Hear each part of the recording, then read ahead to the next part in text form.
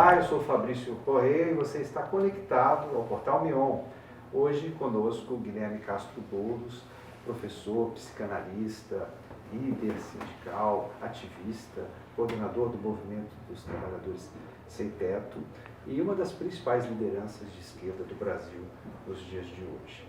Com 39 anos recém-completados, fique à vontade para ocupar esse espaço. Né? Obrigado, Fabrício, obrigado pelo espaço, mais uma vez concedido aqui pelo Portal Meon. Última vez que tive também aqui no Vale, fui recebido aqui, pudemos fazer um bom bate-papo, é uma satisfação estar com vocês de novo.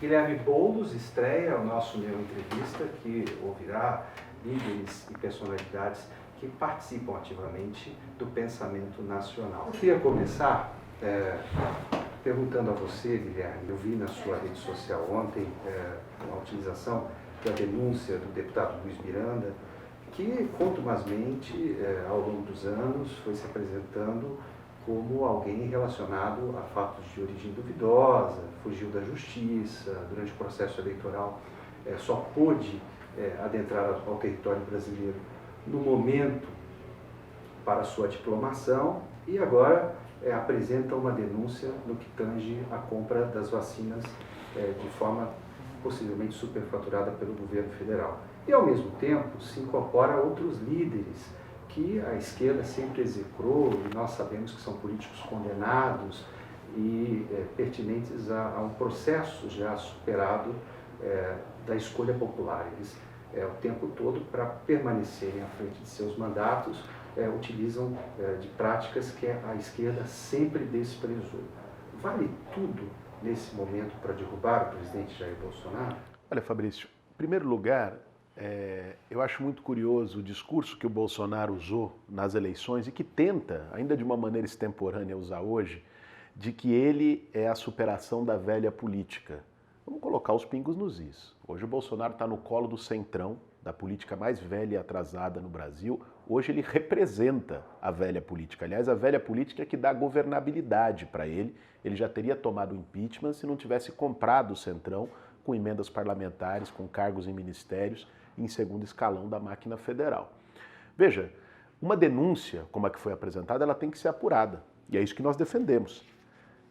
Pelas informações, e o presidente da República não negou isso até agora, pelas informações disponíveis, de fato, a Covaxin foi comprada por um valor acima do mercado e, mais do que isso, sem ter registro na Anvisa. O Bolsonaro negou mais de 100 e-mails da Pfizer no ano passado e levou à morte de milhares de brasileiros que, se tivessem sido vacinados a tempo, estariam entre nós, estariam vivos, alegando que a vacina da Pfizer não tinha registro na Anvisa. A Pfizer chegou a oferecer vacina, isso está comprovado, foi dito na CPI e reafirmado pelos representantes da empresa, com um valor 50% menor para o Brasil. E não foi comprado. Foi se fazer isso depois. Aí vem a Covaxin num negócio escuso, que veio a público justamente dessa maneira tortuosa, com um custo de 1000% a mais, e vende as vacinas para o Brasil sem registro da Anvisa. Isso no mínimo é duvidoso. E se de fato o deputado Luiz Miranda avisou o presidente Bolsonaro, existem registros de fotos dele, do irmão dele, que é funcionário do Ministério da Saúde, em audiência com o Bolsonaro há um mês atrás, se de fato ele avisou o Bolsonaro, de duas uma. Ou o Bolsonaro prevaricou, ou seja, tinha uma informação sobre um crime e não levou adiante, ou o Bolsonaro é parte do esquema. Nos dois casos ele tem que ser investigado e isso cria as condições para abertura de processo de impeachment. Quando você vai à rede social e diz a nossa batalha contra o Bolsonaro não é só na esfera eleitoral, justamente na alegação dos possíveis crimes que o presidente venha a ser investigado no exercício do cargo, ou seja, além da campanha eleitoral, vocês esperam levar isso à área criminal. Mas você não tenha dúvida, e eu acho que nós já passamos do ponto dos crimes serem supostos ou possíveis. Os crimes estão evidentes para o país. Aliás, o Bolsonaro é réu confesso em vários deles. A não compra da vacina, se a CPI está investigando, eu fico olhando a CPI. Aí a acusação, Bolsonaro trabalhou contra a vacina, Bolsonaro boicotou o isolamento social, Bolsonaro promoveu tratamentos que não são eficazes. Veja, de todas essas acusações não precisava nem de CPI, bastava dar um Google. Porque o Bolsonaro é réu confesso em vídeos falando isso, em entrevistas falando isso no último ano. né? Vacina vira jacaré, não vou comprar vacina chinesa, e daí é uma gripezinha, máscara faz mal, né? Cloroquina toda hora, da cloroquina para EMA. Tem umas cenas meio patéticas para a República, né? Que rebaixam o Brasil. Então, assim, isso está dado. Os crimes de responsabilidade do Bolsonaro é uma avenida. Bota a Dutra aí de São José até São Paulo, tem crime de responsabilidade para encher. Então, o que nós defendemos, quando eu digo que não é apenas uma batalha eleitoral, primeiro é que há razões mais que suficientes para o processo de impeachment. A Dilma sofreu impeachment há 5 anos atrás, alegando pedalada fiscal. Nós estamos com 500 mil mortos numa condição desastrosa da pandemia, com o Brasil destroçado, com o presidente a toda hora flertando com o autoritarismo e agora com um caso iminente de corrupção. Então, Bolsonaro tem que responder a isso na esfera política, que é o impeachment, e na esfera criminal. Porque o que nós estamos vivendo é um genocídio. Eu quero reafirmar isso aqui, né? Porque às vezes as pessoas acham que a esquerda exagera. A esquerda está falando de genocídio como forma de propaganda, é uma agitação, é um palavreado. Não! É um genocídio que nós estamos vendo no Brasil. De uma certa forma, uma aliança com esses ícones da velha política no que tange à representação da defesa do povo brasileiro frente ao possível criminoso. Mas eu quero insistir, os ícones da velha política estão sustentando o governo Bolsonaro. Os ícones da velha política são o centrão. Onde está o Roberto Jefferson, né, que era a tropa de choque do Collor, que sempre foi o centrão, hoje é o maior defensor do Bolsonaro. Olha o Arthur Lira e o PP. Os ícones da velha política estão com o Bolsonaro. O que a esquerda tem feito, não é uma aliança. Eu acho que se alguém da direita tradicional brasileira ou da centro-direita se posicionar contra o Bolsonaro, imagino que você esteja falando do Renan Calheiros e outros, no caso da CPI. Não, mas se eles se posicionarem contra o Bolsonaro, que bom. Melhor que estejam do lado de cá do que do lado de lá. Mas não há uma aliança. A oposição e a esquerda têm um projeto próprio e esse projeto passa por derrotar o governo Bolsonaro. No que tange a virada paulista, esse instrumento democrático que você propõe, que é abrir o diálogo com os diversos setores que compõem o Estado. A virada paulista hoje, ela é um elemento que possivelmente será para a coleta de dados para uma possível candidatura do Boulos ao governo de São Paulo? Nós iniciamos esse giro pelo Estado, pelo interior, mas pelo Estado como um todo. Claro, a partir do momento que eu coloquei meu nome à disposição para a disputa do governo estadual, eu acho que nós estamos diante de uma oportunidade única de acabar com esse reinado do PSDB de 30 anos que tão mal tem feito ao nosso Estado, que deixa um legado muito ruim, um legado de desigualdade social, um legado de estagnação no desenvolvimento econômico, um legado, inclusive, falando de velha política, de corrupção. Máfia de merenda, máfia de metrô, máfia de rodoanel. E eu acho que nós temos uma oportunidade porque o povo paulista se cansou. A rejeição ao Dória expressa isso. As últimas pesquisas que projetam as eleições de 22 para o governo do Estado mostram isso. Inclusive, nós estamos na liderança em algumas dessas pesquisas. Eu acho que tenho trabalhado para que o nosso campo, o campo da esquerda, o campo da oposição, entre unido para derrotar a máquina do PSDB aqui no Estado. E a Virada Paulista é uma iniciativa para dialogar e construir pontes com todas as regiões do Estado de São Paulo, algumas delas abandonadas e esquecidas pelo governo estadual. Só acrescentando, recentemente a Mônica Bergamo, em sua coluna na Folha, citou uma possibilidade de uma união entre o PT e o PSOL, deixando a sua candidatura sendo para deputado federal, para em 2024, posteriormente, o PT dar o apoio convicto a você para a Prefeitura de São Paulo. Isso em caso de você abrir mão do governo do Estado para apoiar o Fernando Haddad. As pesquisas mostram que uma junção entre a candidatura do PSOL e a candidatura do PT lideraria todos os cenários. Existe essa possibilidade? Então, esse diálogo não aconteceu. Eu tenho dialogado tanto com companheiros do PT, do PCdoB, do PDT, da Rede, queremos dialogar também com o PSB, para construir uma frente de oposição ao bolsonarismo e ao PSDB no Estado de São Paulo. Agora, essa proposta que foi noticiada nunca chegou a mim e ela não faria sentido. Porque se eu quisesse ser candidato a deputado federal, eu discutiria isso com o meu partido, com o PSOL, não com o PT. Sim. E, aliás, seria por uma motivação do PSOL de alcançar a cláusula de barreira, de ter maior representação parlamentar. Eu não precisaria em nada do PT para ser candidato a deputado federal. Então, essa negociação não tem pé nem cabeça, nunca existiu. A discussão que existe é que haja uma unidade do nosso campo. E esse apelo existe. Eu estava agora há pouco aqui em São José numa reunião com sindicalistas, representantes de mais de 15 categorias. Alguns são petistas, outros são do PSOL, outros não são de partido nenhum. E o apelo geral, que é o que eu ouvi hoje aqui e que tenho ouvido no estado inteiro, é por unidade do campo progressista. Porque a gente sabe que a máquina do PSDB, na hora da eleição, compra prefeito de pequena e média cidade, e aí constrói um ambiente, por mais rejeição que exista, de se perpetuar no poder. Então, a unidade da oposição é essencial, nós temos trabalhado por ela, ela também, obviamente, faz parte de um projeto geral de construir unidade em nível nacional para derrotar o Bolsonaro. Eu estou empenhado nisso. Agora, bater o martelo, como é que vai ser, que partidos vão estar numa unidade, se vai ser possível viabilizar essa unidade ou não, isso vai ser mais no final do ano, início do ano que vem. Agora, isso acaba possibilitando e, ao mesmo tempo, permitindo algumas baixas significativas no partido, como foi o caso do Marcelo Freixo, que deixou o PSOL e foi para o PSB, numa clara tentativa de se viabilizar ao governo do Rio de Janeiro. O PSOL aceitaria prévias do nome de esquerda para disputar em unidade o governo de São Paulo? Nós defendemos a unidade e não há qualquer método que seja consensual entre as forças políticas progressistas, nós estamos abertos para discutir, né, um método em que se viabilize a unidade, tanto aqui como em nível nacional, é importante dizer. O PSOL vai realizar o seu congresso partidário no segundo semestre e é quando o partido vai poder definir quais os caminhos vai tomar em 2022, inclusive na eleição nacional.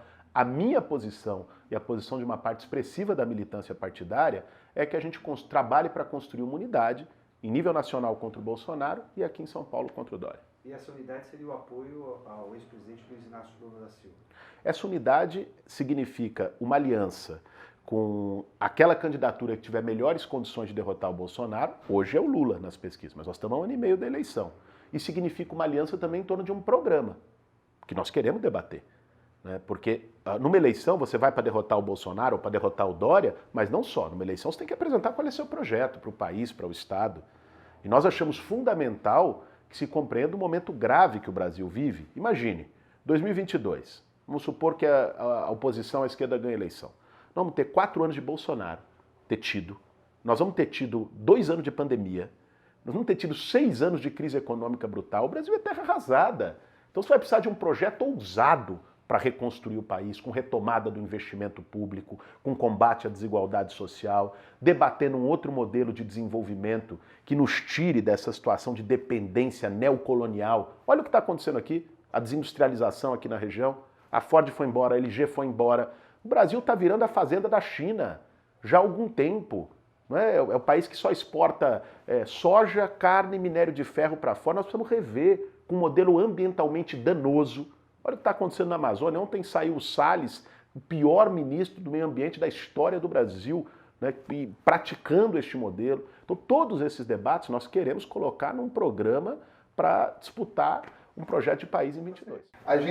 O Rafael Rocha está perguntando aqui, um dos nossos leitores, que ele fala que um dos trunfos de um governador é poder fazer uma melhora na educação pública, e ele cita o exemplo aqui na mensagem dele do Ciro Gomes no Ceará e do Flávio Dino no Maranhão. A pergunta dele é: você acredita que um governador pode efetivamente mudar a educação pública? Sem sombra de dúvida. Acho que a questão do Rafael é chave e para mim ela toca inclusive pessoalmente, porque eu fui professor na rede pública estadual em São Paulo durante o governo Alckmin e vi quanto o professorado sofre na mão do PSDB. Nós somos o estado mais rico da federação, 250 bilhões de orçamento e um dos piores salários dos professores, um dos piores índices no IDEB, né, que mede a educação pública em cada estado. Nós precisamos de uma mudança profunda na educação e se de fato chegarmos a essa disputa ao governo de São Paulo, se a esquerda chegar lá, essa vai ser uma prioridade, que passa por valorização salarial para os profissionais de educação, plano de carreira e passa por uma mudança também no ambiente escolar, para que seja mais participativo, para adequar o currículo com a vida. Hoje você tem um currículo fechado que vem de cima, que não dialoga com a realidade dos jovens, que não dialoga com as necessidades, com os desafios que o jovem enfrenta quando sai da escola e que vai enfrentar na sociedade. Então nós precisamos rever currículo, nós precisamos ter um ambiente mais participativo e valorização dos profissionais. Esse é o segredo. Se você olhar onde está indo bem a educação, por exemplo, os casos do Maranhão e Sobral no Ceará, você teve mudanças dessa natureza. A Márcia Souza, ela é joseense e pergunta: Boulos, qual é o seu projeto de governo para o funcionalismo público? Olha, o funcionalismo público talvez seja o setor da sociedade mais atacado pelo PSDB. Porque o PSDB construiu uma ideia no governo estadual privatista e valorizando aquele preconceito de que funcionário público é um peso. Funcionário público não quer trabalhar, funcionário público é privilegiado. E ataca os servidores. Se você pegar em várias áreas, por exemplo, na saúde ou mesmo na cultura, boa parte dos profissionais que estão fazendo serviço público são terceirizados através de OS, de organizações sociais. Houve uma desvalorização. Eu estava conversando com o Instituto, lá em Campinas, o pessoal do Instituto Agronômico, desde 2003 não tem concurso público. Então você vai sucateando os serviços públicos como? O pessoal vai se aposentando, porque vai envelhecendo, você não abre novos concursos, então o pessoal fica sobrecarregado e, obviamente, o serviço é feito com pior qualidade. E aí depois usa isso para dizer que o serviço público é ruim, que o servidor público não presta, não quer trabalhar. Quer dizer, há um projeto deliberado do PSDB de sucateamento. Estava conversando outro dia com delegados da Polícia Civil, investigadores e tal, fui recebido lá em Mogi das Cruzes pelo Sindicato dos Policiais Civis. Impressionante. Hoje, um escrivão da Polícia Civil tem que cuidar de 1000 inquéritos. 1000. Enquanto que a média que estabelecia básica para poder trabalhar era de no máximo 100. Então, como é que você vai fazer o serviço, que é um serviço investigativo essencial para a segurança pública, funcionar? Falta pessoal, falta valorização salarial, falta valorização, inclusive, humana para os servidores públicos. Eu acho que um governador, um prefeito, um presidente, ele tem que se comportar com os servidores não como um patrão, um chefe, né? E além do mais, um chefe que esfola, como no caso do Dória e do PSDB. Considerar como um técnico de futebol. Ele tem que organizar a equipe. Ele tem que saber que não vai para frente a administração pública se não tiver um time motivado. Então você tem que motivar os servidores públicos, o que passa por valorização salarial, por plano de carreira, por abertura de concursos, ou seja, fazer com que o funcionalismo público chegue na ponta e possa atender com direitos a população paulista. Bom, essa daqui eu acho que é muito importante, até porque fala aqui da região. O Gustavo Campanile, também joseense, pergunta: enquanto propenso candidato ao governo do estado de São Paulo nas próximas eleições, como você avalia a importância e o impacto do Vale do Paraíba para o estado de São Paulo? Olha, a grande vocação do Vale do Paraíba é o que ele representa para São Paulo e para o Brasil como polo tecnológico, né? Aqui o Vale é o centro da indústria aeroespacial e de defesa do país, além do foco de indústria metalúrgica, uma região, apesar de todas as perdas e o processo de industrialização, é o que representa um polo de tecnologia. E para além de toda a política geral para o estado de São Paulo de combate às desigualdades, porque também o Vale, como qualquer região, não é homogêneo.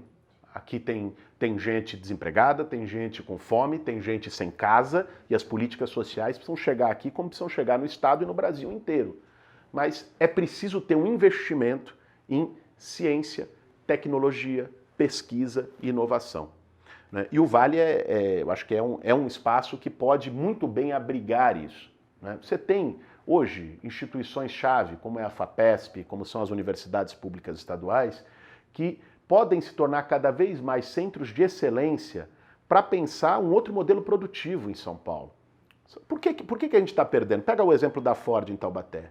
Uma das razões da Ford ter ido embora é que aqui não tem hoje investimento em tecnologia. Ah, mas a Ford fez uma reavaliação mundial. Tudo bem, mas mantiveram a fábrica em Buenos Aires, na Argentina, porque era uma fábrica com agregação tecnológica muito maior. Apenas pegando o gancho no seu pensamento, para nós concluirmos a entrevista, justamente falando da questão da região metropolitana do Vale do Paraíba Paulista, né?